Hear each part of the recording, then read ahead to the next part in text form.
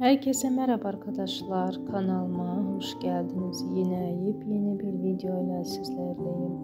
Arkadaşlar videoma geçmeden önce eğer hala kanalıma abone değilseniz abone olup bildirimleri açık tutmayı ve bol bol yorum yazmayı unutmayın.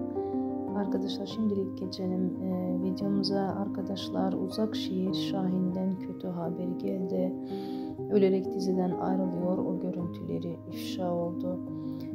Dizinin yayınlanan son bölümünde Şahin'in kendini vurması herkesi şok etmişti. Şok eden gerçek ortaya çıktı. Dizide Şahin karakterine hayat veren Alper Çankaya diziden ölerek ayrılacağı kamera arkası görüntüleriyle ifşa oldu. O görüntüleri görenler yok artık Nariye ne olacak yorumları yapıldı. Şahin'in diziye ölerek veda edeceğini gösteren o görüntüyü hikayemizde paylaştık arkadaşlar.